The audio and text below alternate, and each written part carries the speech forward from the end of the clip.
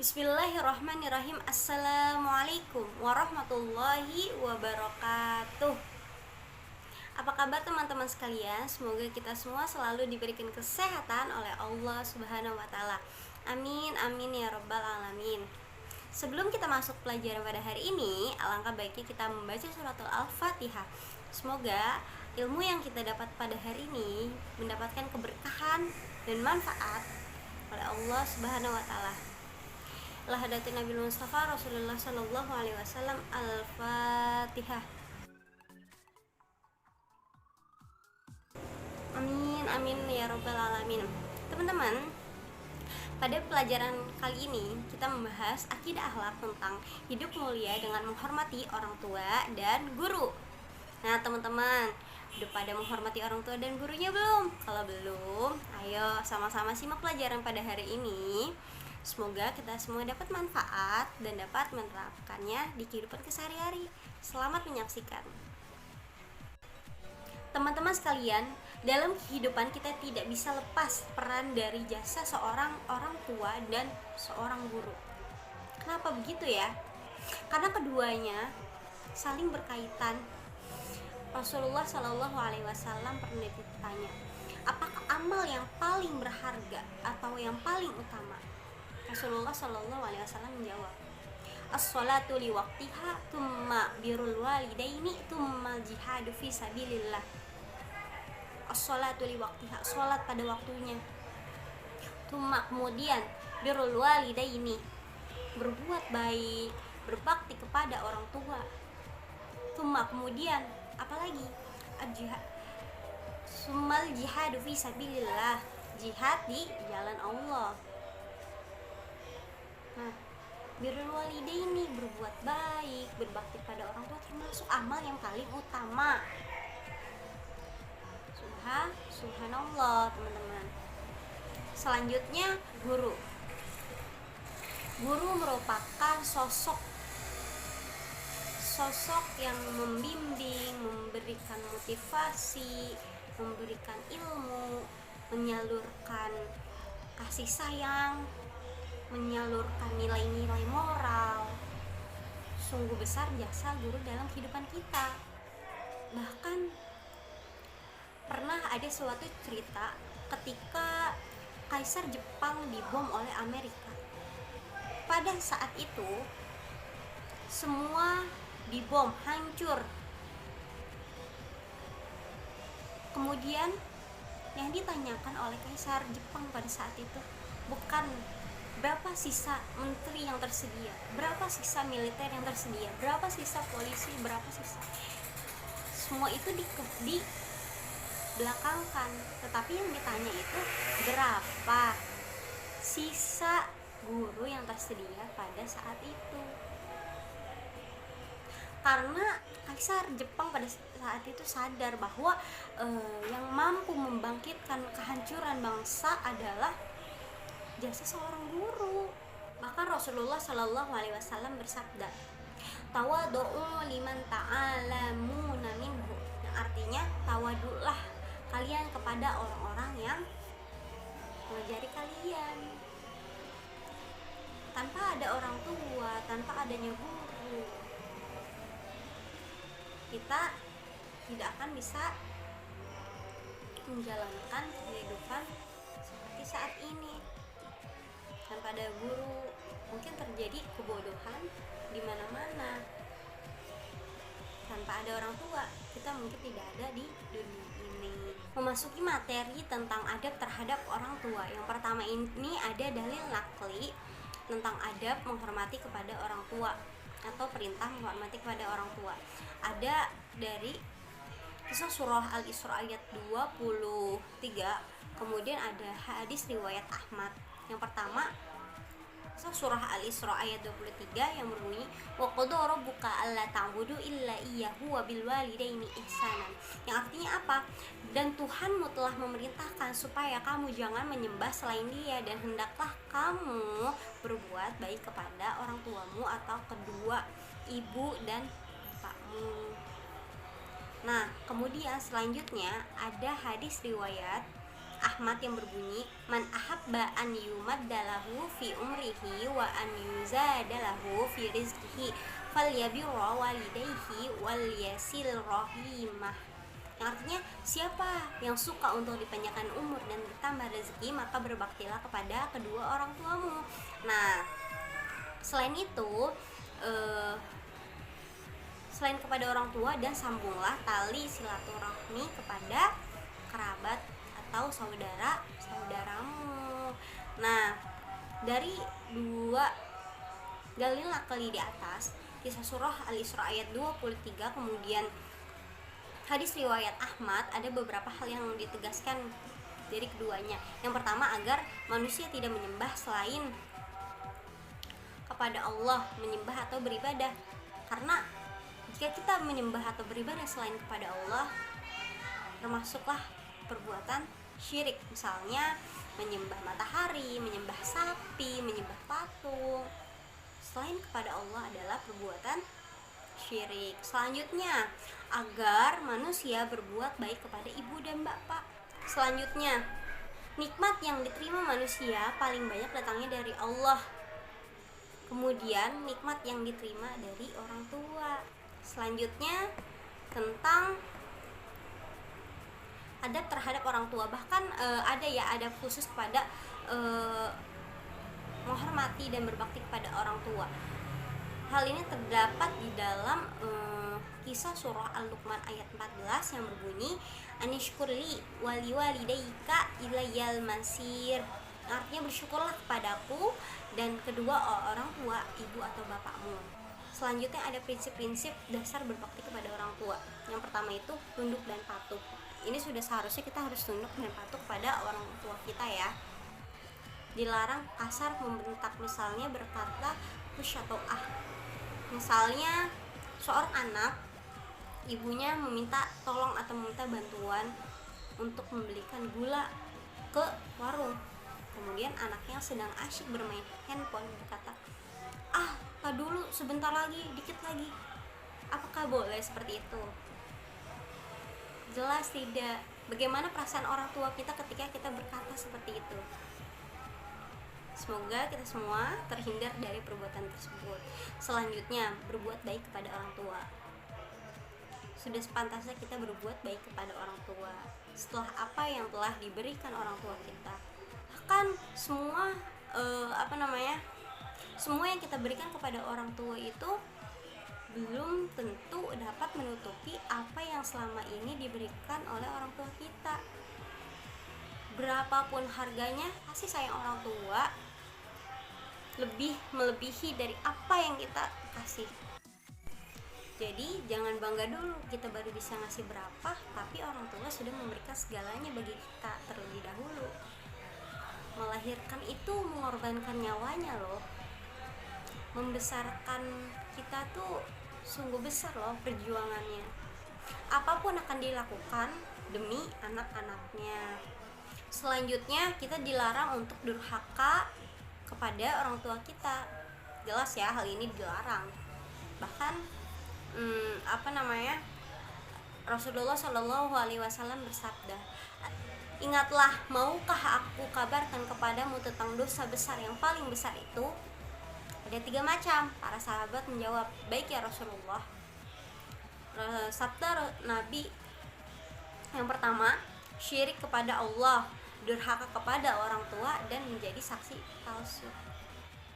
Ketiga dosa ini merupakan dosa yang paling besar. Kemudian bersikap santun. Selanjutnya, senantiasa mendoakan baik yang sudah meninggal orang tuanya atau yang masih hidup. Seperti ini doanya, Allahumma gfirli dunubi walidayya warhamhuma kama rabbayani shaghira. Ya Allah, Tuhanku, ampunilah segala dosaku dan dosa kedua orang tuaku, kasihanilah dan sayangilah mereka sebagaimana mereka mendidik dan merawatku di waktu kecil. Nah, selanjutnya, jika orang tua kita sudah wafat, maka kewajiban kita apa? Meneruskan perjuangannya, senantiasa menjalin hubungan baik dengan orang-orang yang pernah menjadi teman karib orang tua kita, selanjutnya memandikan, mengkafani, mensolati, dan mengkuburnya, memohon ampun kepada mereka dan senantiasa mendoakannya, melaksanakan wasiatnya yang baik jika berwaris, melunasi tanggungan dan hutang-hutang jika orang tua kita pernah memiliki hutang. Nah, selanjutnya tentang keutamaan berbakti kepada orang tua. Yang pertama itu dibukakan 2 pintu surga. Tidak ada seorang mukmin yang mempunyai 2 orang tua di mana pada waktu pagi ia berbuat baik kepadanya, melainkan Allah membukakan 2 pintu surga kepadanya. Subhanallah. Kemudian lebih utama daripada berjihad di jalan Allah. Pernah di sini ada suatu cerita tentang kisah Kilab bin Umayyah. Nah, jadi kisah Kilab bin Umayyah ini merupakan anak yang sangat berbakti kepada kedua orang tuanya. Setiap hari, setiap pagi dan sore, ia selalu memeras susu unta terbaik yang paling gemuk dan paling sehat untuk kedua orang tuanya. Kemudian di suatu ketika Kilab ini diajak untuk berjihad atau berperang di Irak. Jadi segera mungkin Kilab membelikan hamba saya untuk ibu dan bapaknya, untuk merawat dan menjaga orang tuanya, ibu dan bapaknya. Suatu ketika Kilab sudah tidak ada di rumah dan pergi berperang, bapak Kilab dan ibunya berdoa dan hamba saya mendengar berdoa seperti ini. 2 orang telah memohon kepada Kilab dengan kitabullah, keduanya telah bersalah dan merugi. Kamu meninggalkan bapakmu dengan kedua tangannya yang gemetar dan ibumu yang tidak bisa minum dengan nikmat. Jika merpati itu bersuara di lembah Waju dengan telur-telurnya, keduanya mengingat Kilab. Dia mendatangi kedua orang yang membujuknya. Wahai hamba-hamba Allah, sungguh keduanya telah durhaka dan merugi. Aku memanggil lalu ia berpaling dan menolak. Maka dia tidak berbuat yang benar. Sesungguhnya ketika kamu mencari pahala selain berbakti kepadaku, hal ini seperti mencari air yang memburu fata morgana. Apakah ada kebaikan setelah menyia-nyiakan kedua orang tua? Demi bapak Kilab, perbuatannya tidak dibenarkan. Nah, kemudian di lain tempat, pada masa Umar bin Khattab radhiyallahu anhu, beliau sedang ada di Madinah. Jadi setiap orang yang keluar dari Madinah terus datang lagi ke Madinah, beliau selalu menanyakan kabar-kabar atau berita apa atau ada info-info apa tentang di luar Madinah. Saat itu berita tentang orang tua Kilab terdengar oleh Umar bin Khattab. Seketika Umar bin Khattab menangis. Umar bin Khattab langsung menuliskan surat untuk Abu Musa al-Asy'ari yang ada di Irak. Nah, Abu Musa al-Asy'ari ini langsunglah memanggil Kilab dan disuruh pulanglah Kilab. Kilab bingung, kok disuruh pulang tiba-tiba, saya tidak melakukan kesalahan. Sudah pokoknya intinya Kilab disuruh pulang ke Madinah. Nah, Umar bin Khattab radhiyallahu anhu itu juga mengutus orang untuk menjemput bapaknya. Nah, ketika bapaknya datang, Umar bin Khattab radhiyallahu anhu menanya, apa kabarmu wahai Abu Kilab? Kemudian dijawab oleh bapak Kilab, seperti yang Anda lihat wahai Amirul Mukminin. Nah, Umar bertanya lagi, apakah kamu ada keperluan? Dia menjawab, aku ingin melihat Kilab, aku ingin mencium, memeluknya sebelum aku mati. Umar bin Khattab menangis. Nah, dan beliau berkata, keinginanmu akan tercapai insyaallah. Nah, kemudian Umar bin Khattab radhiyallahu anhu menyuruh Kilab agar memerah susu untuk bapaknya. Nah, kemudian Umar menyodorkan segelas susu untuk bapaknya Kilab dan berkata, minumlah ini wahai bapak Kilab. Kemudian bapak Kilab mendekatkan gelas ke mulutnya dan dia berkata, demi Allah aku mencium bau kedua tangan Kilab. Dan Umar berkata, ini Kilab, dia ada di sini, kami menyuruhnya pulang. Bapak Kilab menangis dan Umar bersama orang-orang lain juga menangis. Nah, mereka berkata, wahai Kilab, temani kedua orang tuamu. Maka dari situ Kilab pulang dan tidak pernah kembali ke perang, menemani kedua orang tuanya sampai mereka wafat. Subhanallah, sungguh mulia Kilab ini mengalahkan kepentingan dan keinginan pribadinya demi menjaga dan merawat orang tuanya sampai orang tuanya meninggal. Nah, itu salah satu contoh dari keutamaan berbakti kepada orang tua, karena lebih utama dibanding jihad di jalan Allah. Selanjutnya ridho Allah di dalam ridho orang tua. Murka Allah juga ada di murka orang tua. Barang siapa yang tidak bersyukur kepada Allah tetapi dia tidak bersyukur kepada orang tua, maka syukurnya tidak akan diterima. Nah, selanjutnya dimudahkan rezekinya. Insya Allah jika kita merawat orang tua kita dengan sepenuh hati, dengan kasih sayang, insya Allah rezeki bakal turun dan ngalir begitu saja.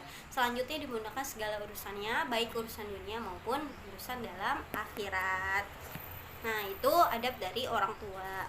Selanjutnya teman-teman, tadi kita telah membahas adab terhadap kedua orang tua. Nah, selanjutnya kita membahas tentang adab kepada guru-guru kita.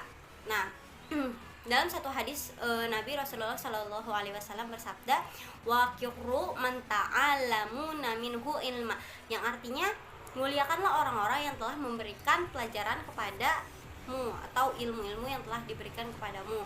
Hadis riwayat Al-Khatib.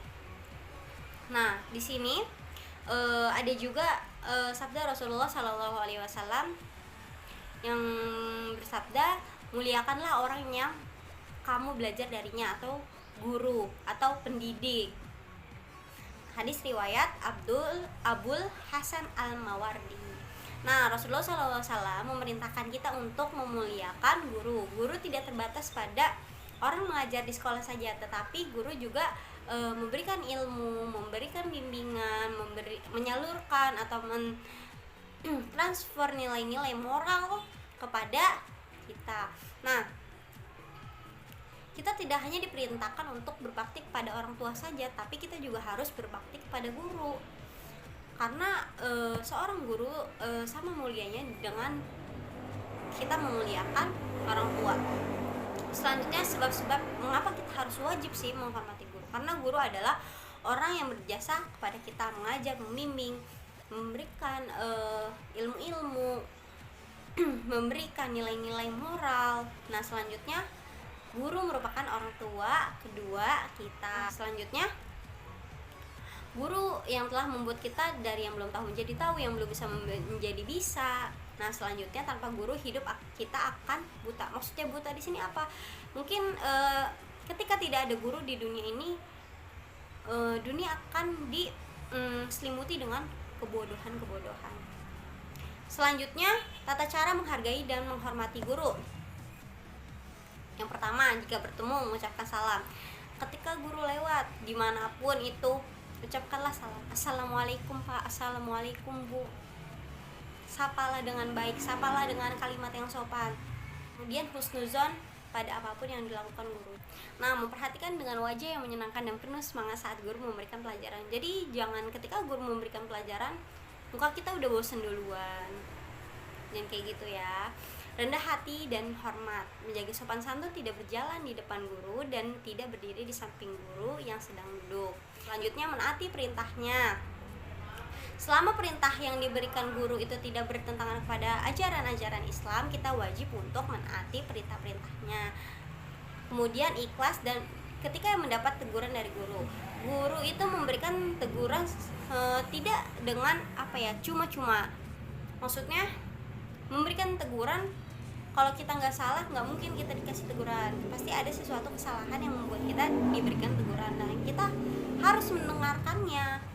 Jangan seperti angin lewat, ketika dibilangin iya aja, tapi setelah udah pergi atau sudah selesai dibilangin ya udah kayak angin lalu aja gitu. Jangan kayak gitu ya.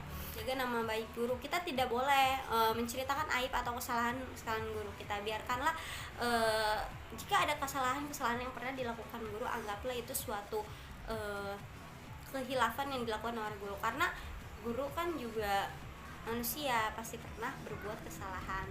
Nah, selanjutnya mengunjungi guru jika sedang sakit atau mendapat musibah. Selanjutnya, memandang guru sebagai pandangan yang memuliakan. Nah, selanjutnya tidak melupakan jasa-jasa guru, sabar menghadapi gurunya. Nah, saat guru secara lahir itu salah, murid sebisa mungkin mengarahkan kepada maksud yang baik. Jadi jika guru melakukan suatu kesalahan, jangan kita tiba-tiba langsung bersikap yang tidak baik, tapi alangkah baiknya dengan sebaik mungkin kita memberikan pendapat dengan sebaik mungkin, dengan rendah dan hati-hati. Utamaan berbakti kepada guru terdapat di dalam Hilayatul Aulia, dinukil dari min wasaya al ulama li tolabatil ilmi ta'allumul adab qabla an tata'allamu ilma, yang artinya belajar adab sebelum belajar ilmu. Nah, di sini bahkan dikatakan bahwa berarti adab itu di atas daripada ilmu, sangat tinggi derajat jika kita memuliakan guru-guru kita, karena adab itu paling utama daripada ilmu. Jadi sepintar apapun kita, sehebat apapun kita, jika kita tidak memiliki adab, apa artinya? Makanya harus diseimbangkan antara adab dan ilmu. Untuk apa berilmu tapi tidak beradab? Nah, perlu ditelaah dengan baik. Kemudian berbakti kepada guru akan memperoleh keutamaan sebagai berikut. Yang pertama itu mudah menerima pelajaran. Jadi ketika kita memuliakan guru-guru kita, senantiasa ilmu itu akan mudah tercerna dan terserap oleh otak kita. Kemudian ilmu yang bermanfaat, insya Allah akan mendapatkan ilmu bermanfaat bila kita memuliakan guru-guru kita. Selanjutnya masa depannya akan cerah, insya Allah. Kemudian kelak menjadi orang yang hebat dan bermartabat, insya Allah. Hati tenang, tentram, pikiran cerah, cahaya ilmu mudah masuk dia, kemudian diangkat derajatnya oleh Allah. Selanjutnya yang terakhir, barokah ilmunya, rezekinya, dan hidupnya.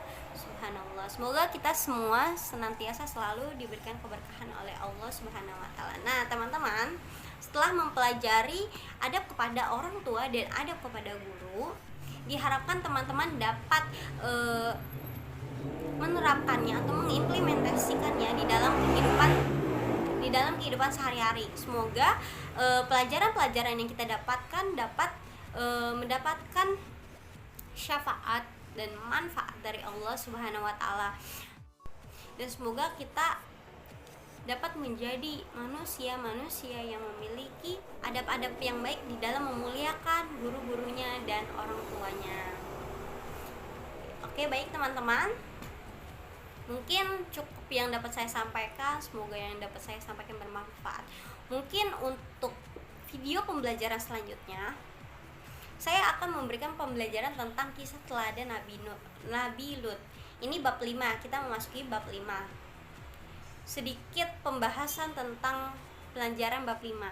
Nah, bab 5 ini seru banget ya teman-teman. Kita belajar tentang kisah Nabi dan Rasul. Ini penting banget untuk dikaji buat kita sebagai apa? Sebagai pembelajaran.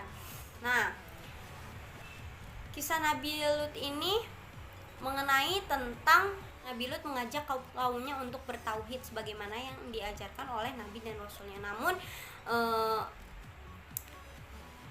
kaum-kaumnya itu enggan untuk mengikuti ajaran-ajaran Nabi Lut sendiri. Nah, gimana sih kelanjutannya? Nah, minggu depan kita bahas ya. Intinya itu ini tentang perbuatan-perbuatan kaum Nabi Lut yang melakukan kalau zaman sekarang itu disebutnya dengan LGBT, lesbian, gay, bisexual, transgenders. Minggu depan pasti bakal lebih menarik pembahasannya.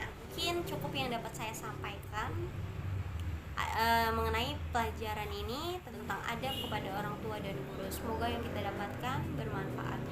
Nah, teman-teman, sebelum